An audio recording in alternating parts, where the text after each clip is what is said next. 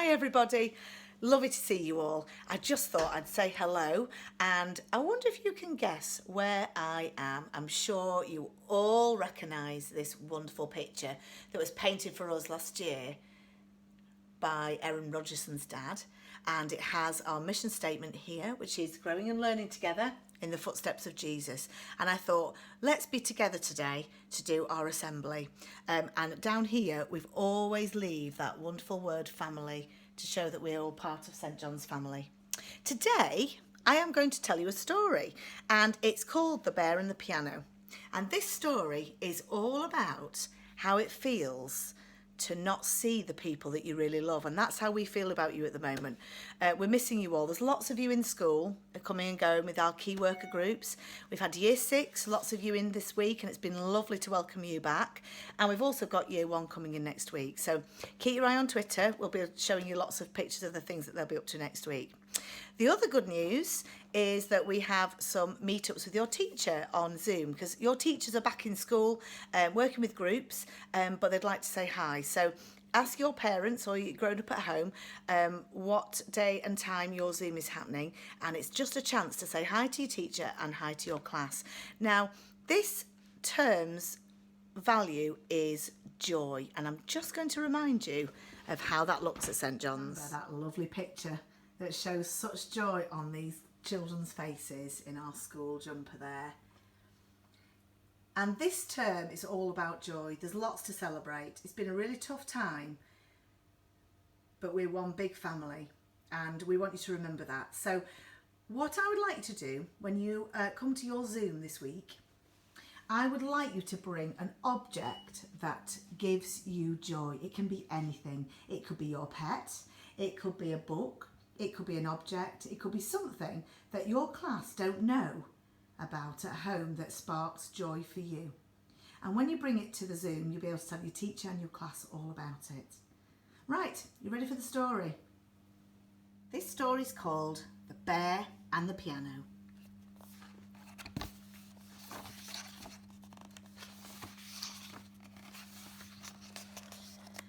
One day in the forest, a young bear cub found something he'd never seen before. What could this strange thing be, he thought. Shyly, he touched it with his stubby paws. Plonk! The strange thing made an awful sound.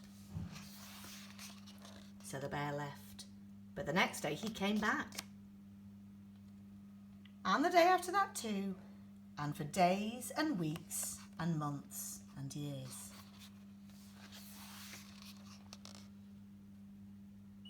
The sounds that came from the strange thing were beautiful, and the bear had grown big and strong and grizzly.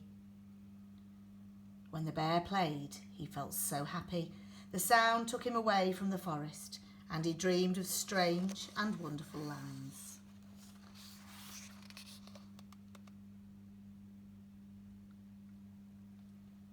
It wasn't long before the other bears in the forest were drawn to the clearing.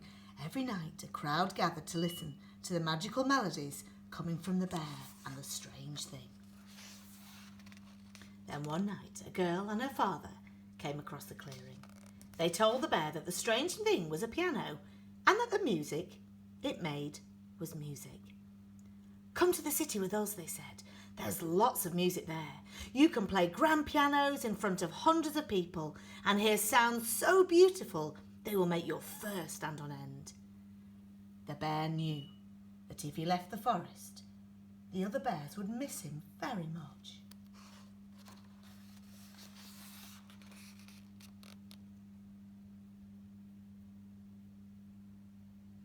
Have a think, how do you think those bears felt? Seeing their friend leaving. But he longed to explore the world beyond the woods, to hear more wonderful music and play better than ever before. And before long,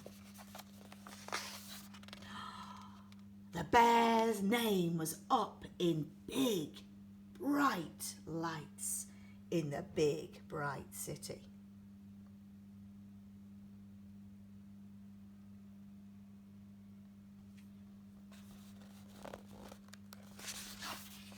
He played sold-out concerts in giant theatres.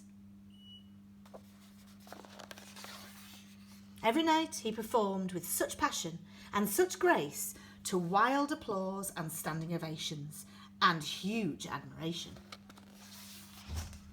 The bear recorded albums that went platinum. He was interviewed for magazines. He won awards. He met new people every day and created headlines wherever he went.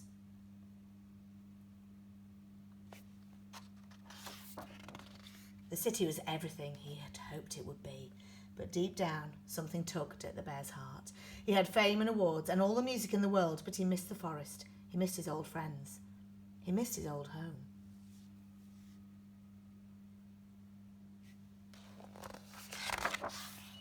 So the bear decided to go back. He speedily crossed the river and excitedly bounded into the forest. He couldn't wait to tell his friends about his time in the city.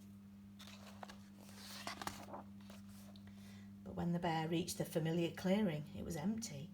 No piano, no bears, no anything. The bear started to worry that his friends had forgotten him or that they were angry that he had left them behind.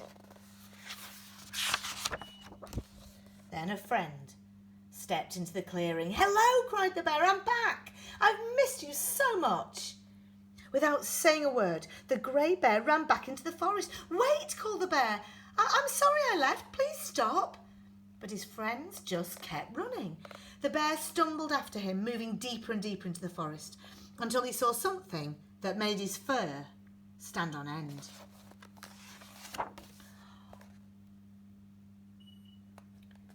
For the bear had not been forgotten. His friends weren't angry, but proud. The bear realised that no matter where he went or what he did, they would always be there, watching from afar. They had even kept the piano safe in the shade, ready for his return. So, after the bear told his friends about his life in the city and the many concerts he had played, he sat down to play once more, and this time for the most important audience of all.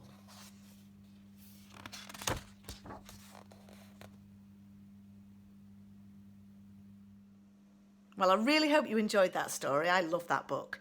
But the one phrase for me is this: for the bear had not been forgotten. The bear realised that no matter where he went or what he did, they would always be there, watching from afar. And that is how we all feel about you. Your teachers are there, thinking about you all the time, loving the work that you're sending in and loving all of the times that you get in touch. So don't think we've forgotten about you. We haven't. We'll all be together again soon. And until then, keep yourself safe and know that we are thinking of you at all times.